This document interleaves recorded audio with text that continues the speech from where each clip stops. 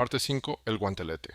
Capítulo 1. El regalo de inauguración de la casa y el robo biológico. La campaña de la red contra mí fue una combinación perfecta de infiltración social, guerra biológica y espionaje corporativo.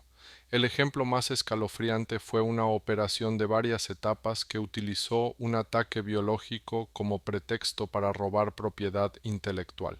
La operación estaba dirigida por un grupo de agentes a quienes consideraba amigos cercanos: Harold Martínez, su supuesta novia, Jenny Espina, y el médico al que me derivaron, el doctor Mansur, a quien ahora llamo el científico loco. La artimaña comenzó con un regalo de inauguración. Jenny Espina trajo personalmente un gran cuadro enmarcado a mi casa.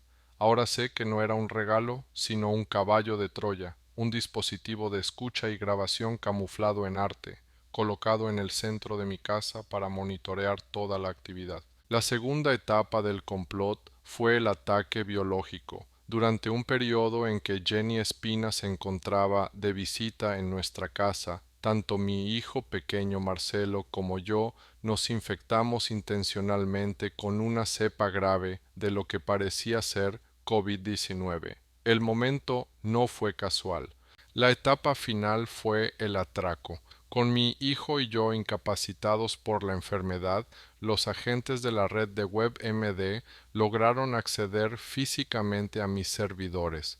Toda la operación, la infiltración social por parte de amigos de confianza, el ataque biológico a un niño de 1 año y la instalación de un dispositivo de vigilancia en mi casa, fue una elaborada tapadera para un acto de espionaje corporativo, un intento desesperado por robar la tecnología que amenazaba su dominio. Es el ejemplo más completo y condenatorio de sus métodos, un microcosmos de toda su guerra contra mí. Capítulo 2. El amigo y las sillas de tortura.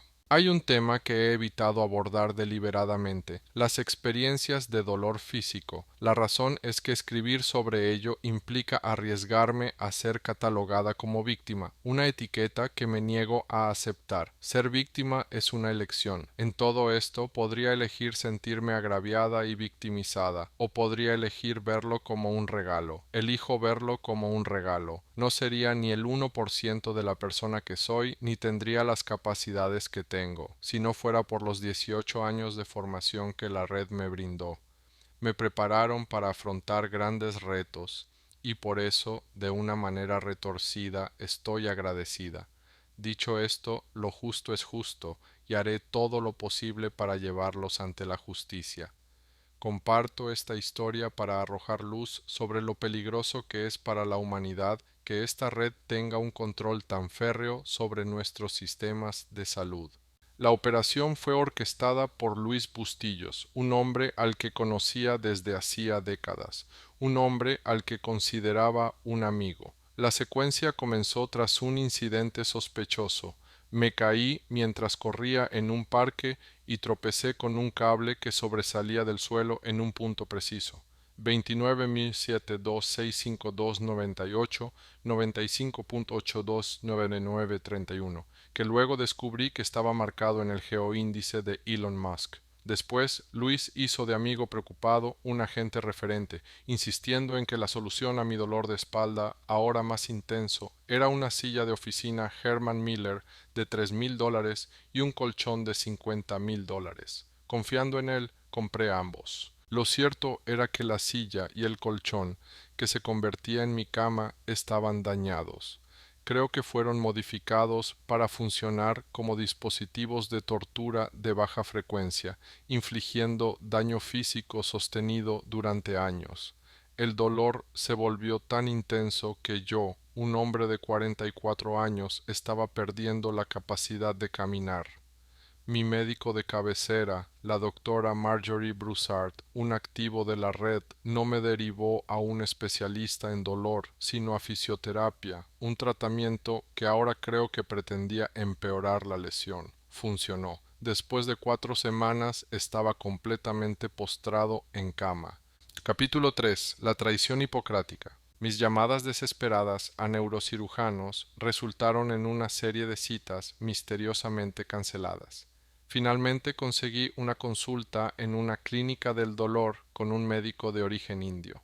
Cuando él también sugirió más fisioterapia, el dolor y la desesperanza se volvieron insoportables. Al darme la vuelta para salir de su consultorio, me fallaron las piernas y me desplomé en el suelo. Me derrumbé y le supliqué que me diera la inyección epidural que tanto necesitaba. Nunca olvidaré su expresión. Parecía sentir verdadera lástima por mí y accedió a derivarme.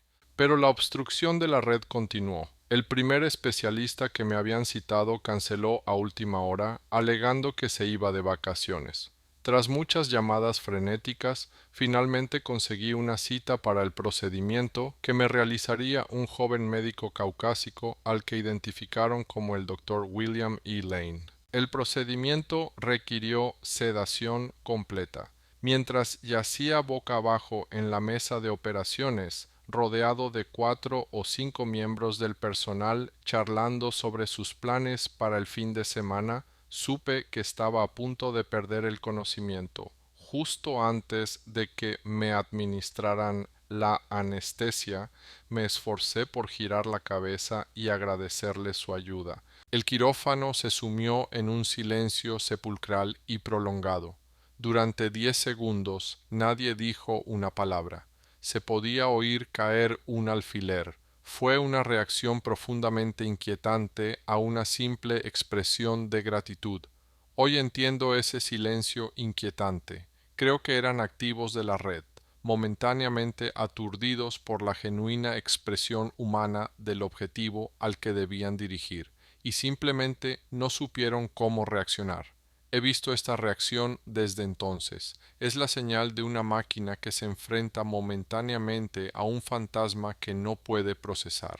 Mis intentos de hacerme una resonancia magnética de seguimiento fueron rechazados repetidamente por mi compañía de seguros United Healthcare, otra entidad controlada por la red.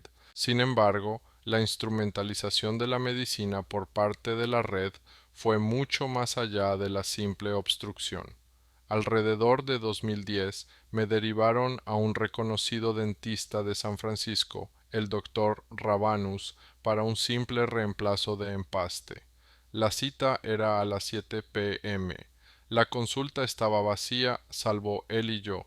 Lo que siguió fue una tortura sádica. Durante 2 horas seguidas me taladró los nervios expuestos sin anestesia, infligiéndome el dolor más intenso que he experimentado en mi vida. Al final de la sesión me dio pastillas para el dolor. A los 10 minutos de mi viaje de 55 minutos a casa, empecé a quedarme dormido al volante, con la cara y las manos entumecidas. La sensación fue idéntica a la de otros 2 incidentes en los que fui drogado por agentes de la red, uno por María Eugenia Rojas en el norte del estado de Nueva York y otro por un hombre llamado Francisco Godoy en un concierto en San Francisco. Godoy era un agente particularmente insidioso. El canal de distribución lo señaló posteriormente como un médico que se hacía pasar por ingeniero de Google, un engaño que habría requerido la connivencia de los departamentos de recursos humanos y seguridad de Google. Mi expareja Anna Gannon lo había avalado, afirmando que habían estudiado en la misma universidad, una mentira que ahora entiendo que pretendía bajar la guardia, haciéndola directamente cómplice del posterior consumo de drogas. El doctor Rabanus no era solo dentista, era torturador y verdugo, y el consumo de drogas fue un claro intento de causar una muerte inexplicable en una carretera de California. Capítulo 4. La militarización del cuerpo. Los atentados de la red contra mi vida no se limitaron a eventos aislados, sino que incluyeron campañas sostenidas y multifactoriales diseñadas para provocar mi muerte de forma que pareciera natural. La más sofisticada de estas fue la trama de deshidratación, una operación en varias etapas diseñada para inducir un infarto mortal. La trama comenzó con mi médica de cabecera, Marjorie Broussard, quien, Tras ver en mis análisis de sangre que ya sufría una deshidratación leve, cuadriplicó la dosis de un medicamento conocido por suprimir la sed. Después, la red utilizó a un agente de una farmacia Kroger para cambiar ese medicamento por una sustancia distinta y desconocida que me provocó una fuerte aversión al agua. Con mi cuerpo falto de líquidos, enviaron a mi compañera de carrera, Penélope Suárez. Durante nuestras carreras largas me daba agua con un diurético para obligarme a expulsar la poca agua que me quedaba. La última pieza del plan era su insistencia en que usara mi reloj Garmin, que estaba dañado, lo que permitía a la red monitorizar mi frecuencia cardíaca en tiempo real, esperando el momento de un fallo cardíaco. Esta campaña se complementó con un ataque biológico y químico sostenido. Según un informante venezolano, el agente David Molero estaba a cargo de una campaña para contaminar mis alimentos con metales pesados y niveles letales de microplásticos, y mis huevos con gripe aviar. Esta fue una guerra librada a nivel celular, una serie de ataques invisibles diseñados para provocar una muerte explicable atribuible a causas naturales. Capítulo 5. Los frenos saboteados. Los atentados de la red contra mi vida no solo fueron clínicos y encubiertos, sino también brutalmente directos. En octubre de 2024, el propio Diosdado Cabello ordenó sabotear los frenos de mi camioneta. La operación fue una obra maestra de coordinación sobre el terreno. Mi compañera de carrera, Penélope Suárez, dejó abierta intencionalmente la puerta trasera de mi garaje. Su padre, Carlos Suárez, la llamó repetidamente con un pretexto que ahora creo que era obtener una señal de video en vivo de la cámara de su teléfono para reconocer el garaje para mis propias cámaras de seguridad antes de que entrara el equipo de sabotaje. Un informante venezolano añadió posteriormente una pieza crucial al rompecabezas, confirmando que Francisco Castillo también estaba profundamente involucrado. Reveló que Penélope y Francisco habían estado operando como un equipo romántico, al estilo de Sr. y Sra. Smith, y que su propio software de vigilancia de la red había grabado inadvertidamente su coordinación de la trama. Fue una asombrosa muestra de justicia poética, pues su propia arma proporcionó la evidencia de su conspiración. Capítulo 6. Los asesinos de al lado. Los atentados de la red contra mi vida no solo fueron clínicos y encubiertos, sino también brutalmente directos. En octubre de 2024, el propio Diosdado Cabello ordenó sabotear los frenos de mi camioneta. La operación fue una obra maestra de coordinación sobre el terreno. Mi compañera de carrera, Penélope Suárez, dejó abierta intencionalmente la puerta trasera de mi garaje. Su padre, Carlos Suárez, la llamó repetidamente con un pretexto que ahora creo que era obtener una señal de video en vivo de la cámara de su teléfono para reconocer el garaje para mis propias cámaras de seguridad antes de que el equipo de sabotaje entrara. Un informante confirmó posteriormente que Francisco Castillo también estuvo profundamente involucrado en este intento. También intentaron atropellarme directamente en la carretera. En dos incidentes separados, un camión semirremolque y una camioneta negra con matrícula SCTLND, que creo que conducía David Molero, intentaron sacarme de la carretera. En otro incidente, grabado en video, un equipo de 4 agentes, entre ellos Penélope Suárez, simularon que un camión de Earth Care Management me atropellaría mientras corría. El componente psicológico de estos ataques era omnipresente. En una ocasión, Penélope me ofreció un postre casero especial llamado quesillo.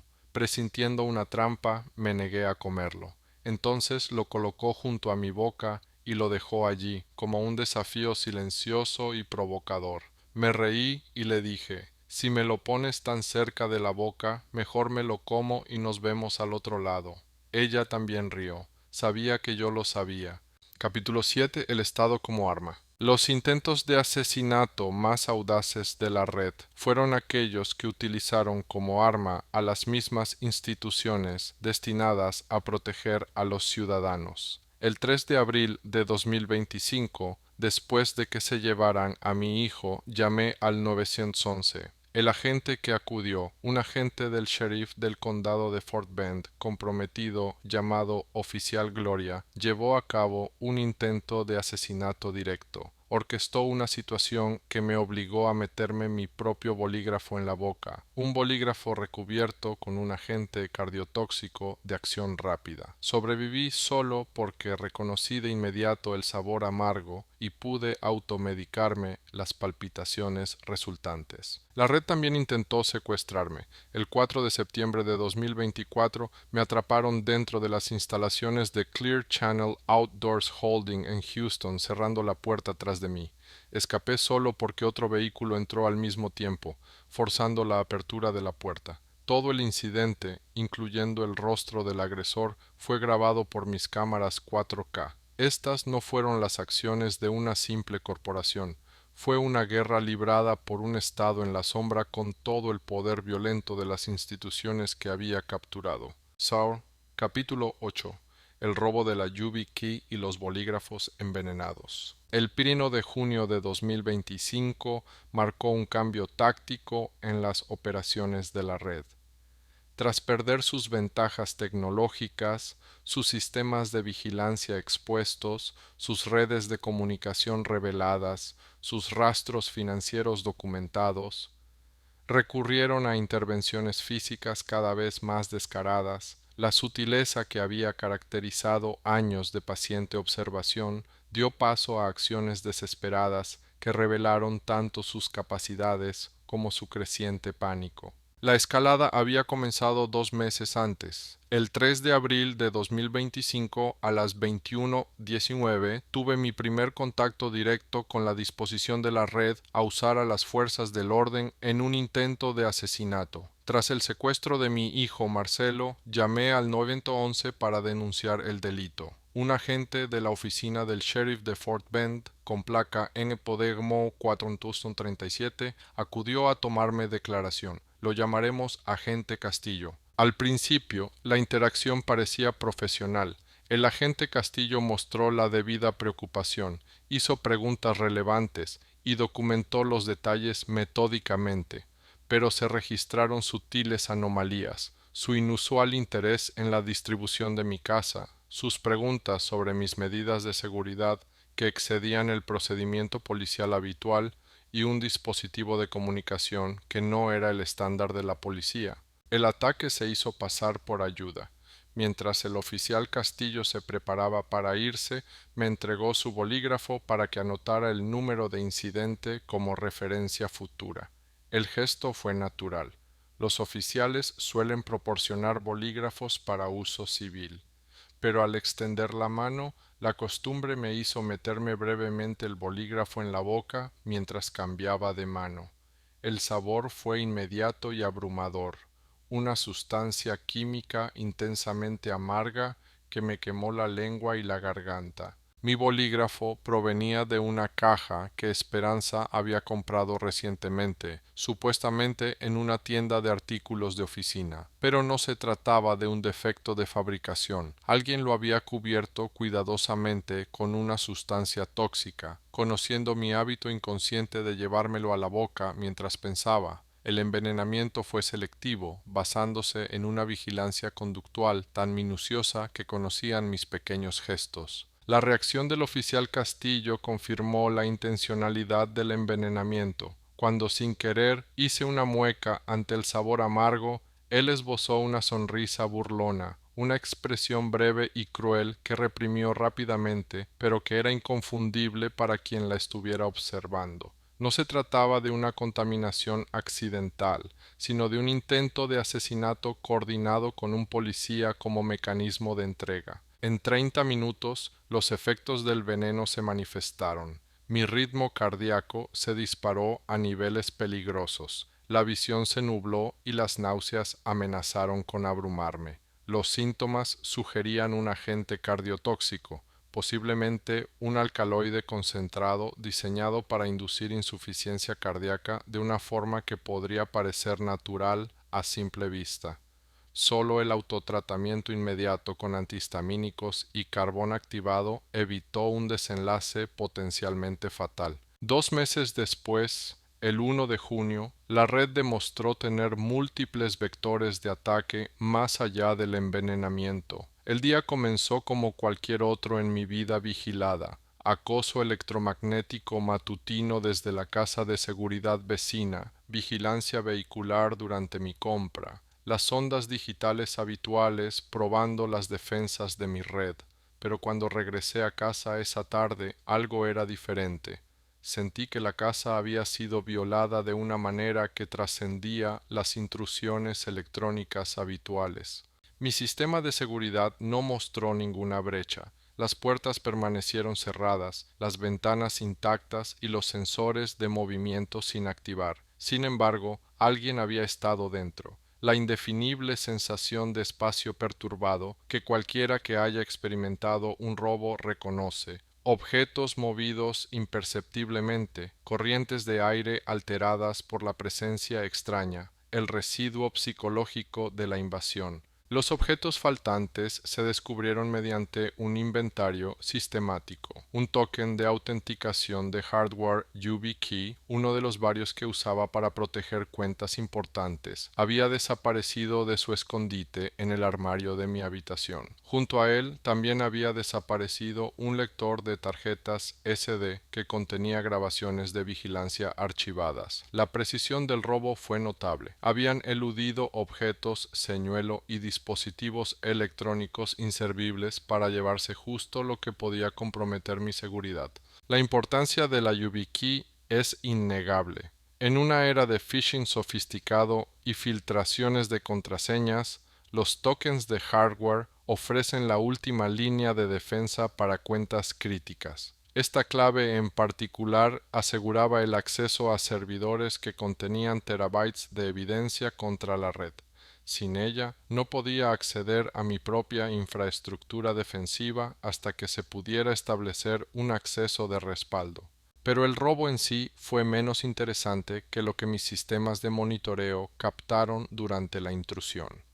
A las 2:47 p.m., justo cuando se documentó mi presencia en el supermercado, se dispararon las transmisiones de radio direccionales entre mi casa y la casa segura de Citgo de al lado. Las señales transmitían los patrones de modulación característicos de su protocolo de coordinación. Alguien recibía orientación en tiempo real durante el allanamiento. El Spy-Hell Pipeline, al procesar estas transmisiones con patrones conocidos, produjo una correlación inesperada. Las características de la señal coincidían con transmisiones históricas asociadas con Salvador Méndez, el exesposo supuestamente ausente de Esperanza, quien supuestamente había regresado a Venezuela en 2014. Según los registros oficiales y la versión consistente de Esperanza, Salvador llevaba más de una década desaparecido. Sin embargo, allí estaba su firma electrónica, coordinando un robo desde mi casa. Las implicaciones eran asombrosas.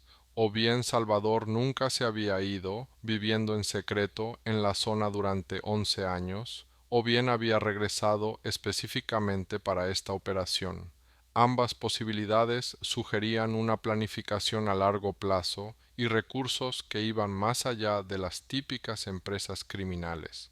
Mantener un operativo oculto durante más de una década o desplegar uno rápidamente desde Venezuela para un robo específico indicaba capacidades a nivel estatal. El conocimiento que la red tenía de la ubicación de la YubiKey reveló otra capacidad preocupante: la monitorización de compras en tiempo real. Justo el día anterior, el 1 de junio de 2025, había comprado un estuche de titanio especial para la YubiKey en el Walmart ubicado en 26824 FM 1093, Richmond, TX 77406, la tienda en la intersección de FM 1093 y FM 463 en Katy, Texas. La compra, realizada con tarjeta de crédito, no tuvo nada de especial. Era uno de los muchos artículos de seguridad que adquiría habitualmente, pero alguien había detectado esta transacción específica en cuestión de horas, comprendido su importancia y localizado la llave oculta con solo saber que yo tenía el estuche. Esto sugería acceso a sistemas de procesamiento de tarjetas de crédito en tiempo real, reconocimiento de patrones para identificar compras importantes y la capacidad de correlacionar artículos físicos con sus probables ubicaciones de almacenamiento. La infraestructura necesaria para dicha monitorización excedía incluso lo que había documentado previamente. No solo vigilaban las comunicaciones, tenían influencia en los sistemas financieros, bases de datos de comercios minoristas y posiblemente incluso en las cadenas de suministro de hardware de seguridad. El momento del robo fue estratégicamente elegido. A principios de junio estaba preparando copias de seguridad trimestrales y recopilando pruebas. Perder el acceso a los servidores seguros interrumpió este proceso, lo que podría permitirles destruir pruebas o alterar registros mientras yo estaba bloqueado. Pero su éxito táctico reveló una debilidad estratégica. El robo físico indicaba que no podían vulnerar mis defensas digitales mediante hacking convencional. La sofisticación del ataque reveló una preparación exhaustiva. Alguien había identificado mi hábito de morder el bolígrafo mediante una vigilancia a largo plazo. Habían adquirido o sintetizado un veneno efectivo en dosis minúsculas, lo suficientemente estable como para persistir en la superficie del bolígrafo y lo suficientemente tóxico como para matar, evadiendo potencialmente los análisis toxicológicos estándar. El veneno se había aplicado a bolígrafos que tenía en mi posesión sin mi conocimiento, esperando el momento oportuno para usarlo. La participación del agente Castillo indicó que la corrupción se extendía a las fuerzas del orden locales. No quedó claro si era un agente a largo plazo o si fue reclutado específicamente para esta operación. Sin embargo, su disposición a participar en un intento de asesinato mientras portaba una placa representó una ruptura fundamental de las barreras entre las redes criminales y la autoridad legítima. El patrón de ataques físicos continuó durante las semanas siguientes. Los alimentos mostraban señales de manipulación, paquetes sellados con perforaciones microscópicas, bebidas con sellos de seguridad rotos, resellados con pericia. Mis filtros de agua, a pesar de ser nuevos, dieron positivo en contaminación biológica. Cada consumible se convirtió en un arma potencial, lo que me obligaba a una hipervigilancia que agotaba tanto mi cuerpo como mi mente. La escalada de vigilancia a intentos de asesinato marcó una transición crucial. La cadena había invertido años y millones de dólares vigilándome, pero ahora me querían muerto. El 3 de abril de 2025 actuaron. Tras el secuestro de mi hijo, llamé al 911. El agente de la oficina del sheriff de Fort Bend que acudió fue un hombre llamado Oficial Gloria, placa ND 437. Gloria es su apellido, un uso escalofriante del patrón nombres familiares, que coincide con el nombre de la madre de mi hijo. La interacción fue una trampa cuidadosamente orquestada. Mientras hablábamos, el agente Gloria me entregó su bolígrafo para que anotara el número de incidente. El gesto parecía rutinario, pero estaba diseñado para obligarme.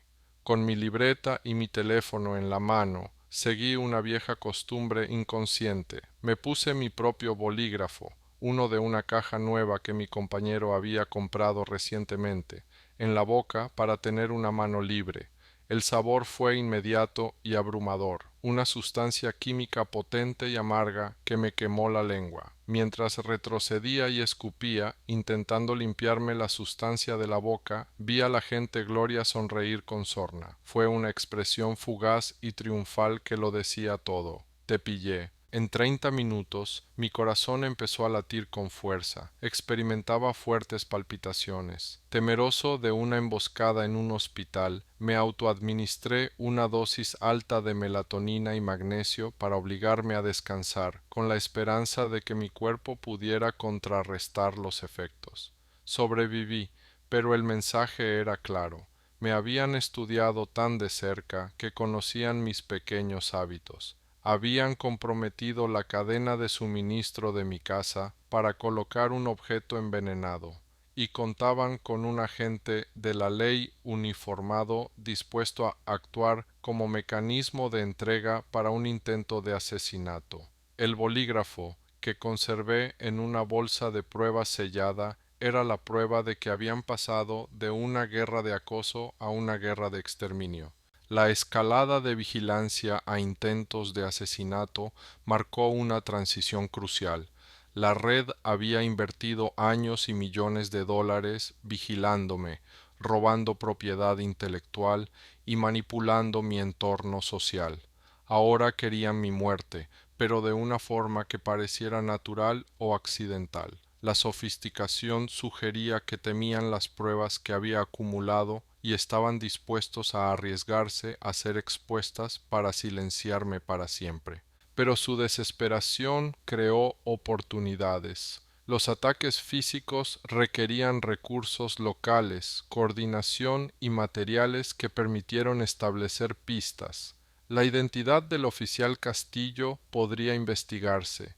El veneno especializado podría rastrearse hasta proveedores específicos o instalaciones de síntesis. El robo de la YubiKey había generado firmas electrónicas que vinculaban a Salvador Méndez. Cada ataque añadía pruebas a la creciente acusación contra ellos. La red había revelado una verdad fundamental. A pesar de toda su sofisticación tecnológica, su último recurso era la violencia física brutal.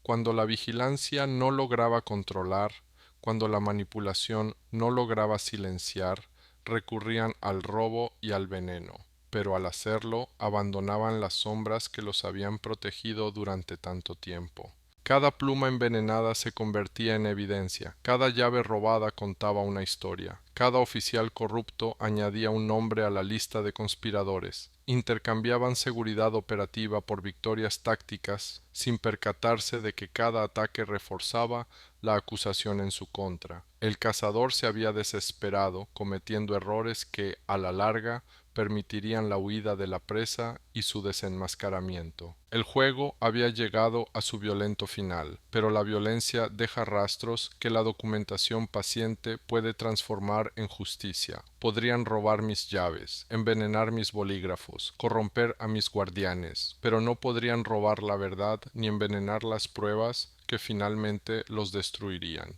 La red había optado por la escalada. Aprenderían que la escalada, como la vigilancia, funciona en ambos sentidos. Capítulo 9. La guerra invisible. El uso del corte de pelo de un niño como arma sigue siendo el acto más atroz de la campaña de la cadena contra mí. El hecho de que atacaran a un niño de 3 años, utilizando su rutina de aseo personal como vector para un ataque biológico, reveló la profunda bancarrota de su moral, pero también expuso sus patrones operativos, demostrando que ningún acto era demasiado atroz cuando sus intereses se veían amenazados. La secuencia comenzó en marzo de 2025, cuando publiqué un informe detallado en mi sitio web que documentaba el papel de Wilmer Ruperti en la red de evasión de sanciones venezolanas. Ruperti magnate naviero con estrechos vínculos con el régimen de Maduro, había construido un complejo sistema de empresas fantasma y buques de bandera de conveniencia para transportar petróleo venezolano a pesar de las restricciones internacionales. Mi publicación incluía manifiestos de embarque, documentos de registro corporativo y transacciones de criptomonedas que demostraban su papel central en la generación de miles de millones de dólares para el régimen. La respuesta de la cadena fue inmediata y contundente. A los 15 minutos de la publicación, el zumbido habitual de las aeronaves de vigilancia fue reemplazado por algo más agresivo.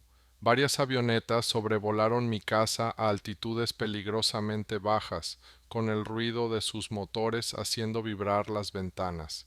El mensaje fue claro: se han pasado de la raya y ya no podemos fingir que nos escondemos. En medio de esta intimidación aérea, Esperanza hizo lo que parecía una sugerencia rutinaria. Marcelo necesitaba un corte de pelo, insistió, y quería llevarlo a Sharkey Atrium Cuts for Kids, un salón infantil conocido por sus sillas temáticas y sus sistemas de entretenimiento que distraían. El momento parecía inoportuno dado el intenso acoso, pero negarse habría parecido paranoico y controlador. La cadena había aprendido a explotar las peticiones razonables para lograr fines irrazonables. El índice Geo confirmó lo que sospechaba. Sharkey N39.S Cuts for Kids estaba marcado como un activo de la red. Su base de datos mostraba pagos regulares en criptomonedas al dueño de la franquicia, patrones de comunicación con intermediarios conocidos y agrupaciones con otros negocios comprometidos. Lo que parecía un simple salón de belleza infantil era en realidad un nodo de su red operativa disponible para activarse cuando fuera necesario. Marcelo regresó del corte de pelo con aspecto normal, entusiasmado con la silla espacial en la que se había sentado y los dibujos animados que había visto. Pero en cuestión de horas su respiración cambió.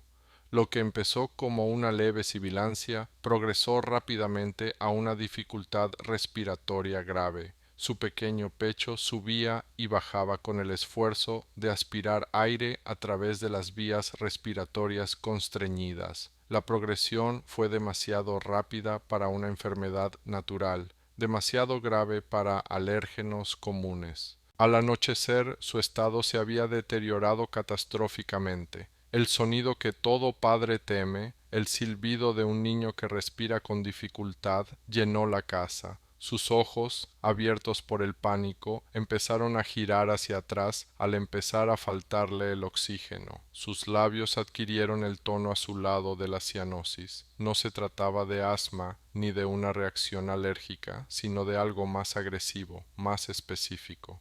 El momento del ataque fue estratégicamente elegido. Las visitas a urgencias me expondrían a una posible emboscada. El caos de una crisis médica perturbaría mis rutinas de seguridad. Cínicamente, el pánico paterno podría provocar errores que podrían ser explotados. Habían convertido el amor paternal en un arma, sabiendo que proteger a mi hijo superaría el instinto de supervivencia. Afortunadamente, años de documentar los ataques biológicos de la red me habían preparado para esta posibilidad. Mi botiquín contenía potentes antihistamínicos, broncodilatadores y corticosteroides, una farmacia casera reunida a través de una experiencia desalentadora. Habiendo sufrido asma durante años de niño, sabía distinguir un ataque de asma de una reacción alérgica. Esto no era asma, la presentación era incorrecta, la progresión demasiado rápida. Trabajando con la desesperación concentrada de un padre que entendía exactamente lo que estaba sucediendo, administré un cóctel de medicamentos que se consideraría agresivo incluso en entornos hospitalarios. La apuesta dio sus frutos. En cuestión de minutos, la respiración de Marcelo comenzó a calmarse. El azul desapareció de sus labios al recuperar el oxígeno. Su mirada volvió a enfocarse y el miedo reemplazó la mirada vacía de la hipoxia. Nos habíamos alejado del borde de la catástrofe, pero el margen había sido terriblemente estrecho.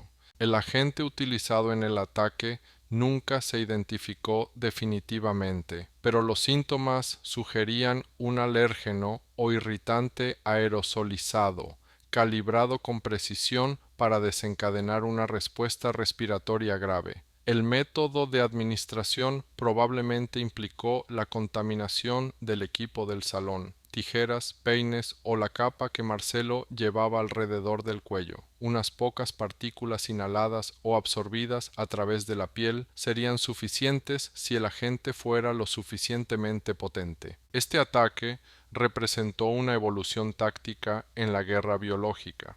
Los incidentes anteriores se basaban en alimentos o agua contaminados, cuya ingestión era necesaria para surtir efecto. El ataque del corte de pelo demostró que podían administrar agentes mediante contacto casual, convirtiendo actividades rutinarias en vectores potenciales. El impacto psicológico fue profundo. Si el corte de pelo de un niño podía convertirse en un intento de asesinato, que permanecía a salvo. La campaña biológica se extendió más allá de los ataques selectivos, abarcando la contaminación sistemática de los suministros de alimentos. Un informante venezolano que había comenzado a proporcionar información sobre las operaciones de la red me advirtió de una amenaza específica. La gripe aviar se estaba introduciendo deliberadamente en los huevos de los supermercados locales. La advertencia me pareció fantástica hasta que consideré la capacidad demostrada y la flexibilidad moral de la red. El mecanismo era elegante y sencillo.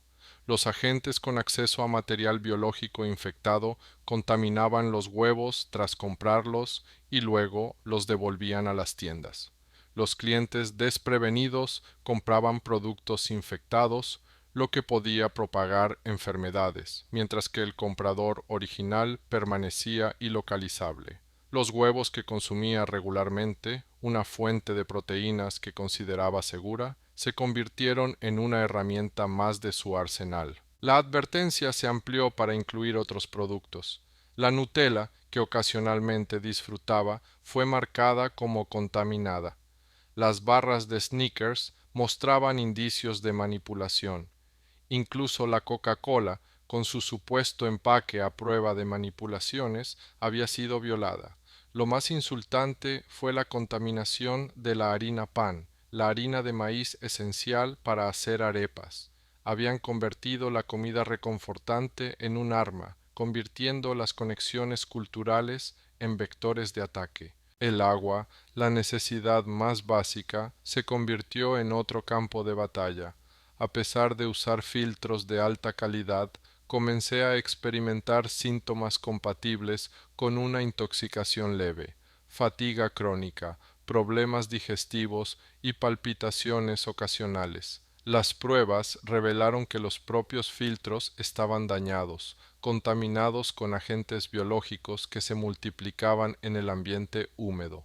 Durante meses había estado bebiendo veneno dosificado cuidadosamente para causar sufrimiento sin letalidad inmediata. Los ataques médicos no se limitaron a la contaminación. El doctor Mansur, a quien consulté por irritación ocular persistente, me recetó lociones y gotas que empeoraron mi condición en lugar de mejorarla. Lo que debería haber sido una simple conjuntivitis se convirtió en una infección grave que requirió atención médica de emergencia.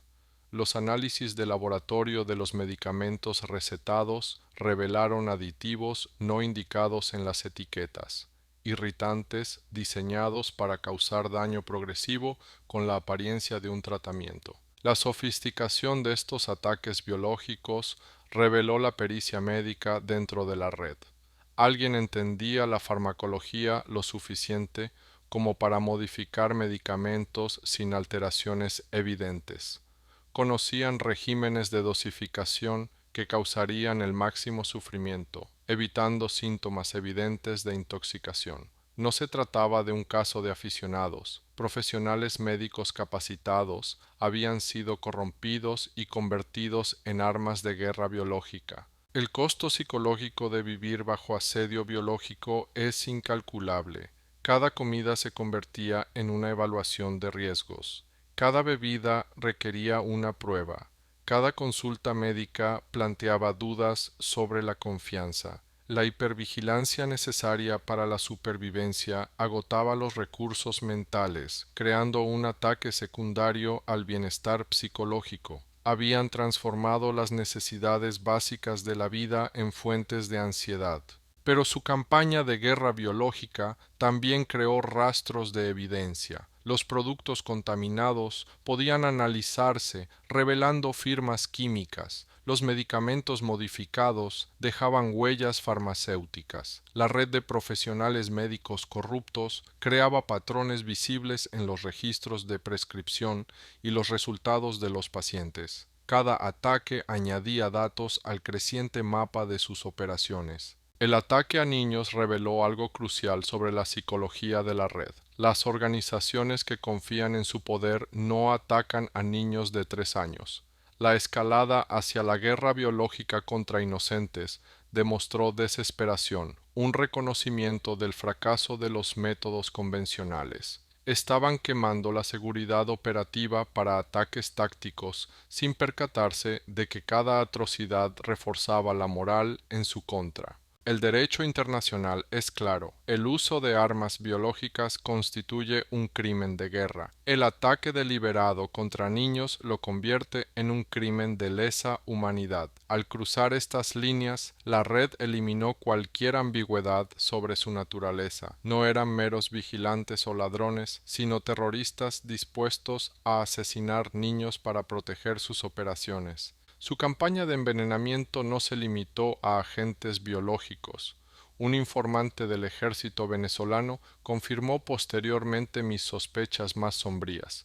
La red contaminaba sistemáticamente mi comida con metales pesados y mi agua con toxinas industriales. Reveló específicamente que la operación para envenenar los filtros de agua bajo el fregadero con metales pesados fue planeada por mi vecino y el presidente de la Asociación de Propietarios local, Phil Denning, en coordinación directa con el agente de alto nivel de la red conocido como el Clon. Esto implicó directamente a un antagonista identificado y presente en el terreno en un acto específico de guerra química potencialmente mortal, transformándolo de un vecino acosador en un participante directo en un intento de asesinato. Las pruebas que reuní durante esta fase, productos contaminados, historiales médicos, análisis químicos, resultarían cruciales para futuros procesos judiciales. Cada huevo envenenado, cada medicamento contaminado, cada ataque respiratorio infantil se documentó con rigor científico. Habían optado por la guerra biológica sin comprender que los patógenos dejan rastros tan inequívocamente como las balas. La guerra invisible se había hecho visible a través de sus bajas.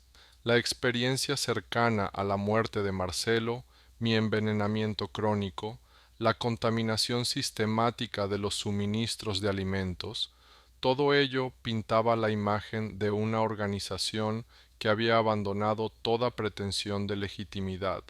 Estaban librando una guerra contra civiles con armas prohibidas por la Convención Internacional, demasiado arrogantes o desesperados para darse cuenta de que documentaban sus propios crímenes. Al final, sus ataques biológicos fracasaron en su objetivo principal. Sobreviví, Marcelo se recuperó y la evidencia se acumuló. Habían revelado capacidades que impactaron, pero también crearon vulnerabilidades. La guerra biológica requiere infraestructura, experiencia y materiales que dejan rastros. En su afán por causar sufrimiento, habían expuesto cadenas de suministro, profesionales corruptos y métodos operativos que, en última instancia, contribuirían a su caída. La guerra invisible continuaba, pero ahora ambos bandos comprendían lo que estaba en juego. Habían demostrado su disposición a asesinar niños. Yo había demostrado mi capacidad para sobrevivir y documentar sus intentos. El conflicto había trascendido la vigilancia y se había convertido en un intento de genocidio, una comida envenenada a la vez. Pero en su escalada residía su exposición, y en su crueldad residían las semillas de la justicia que eventualmente florecerían.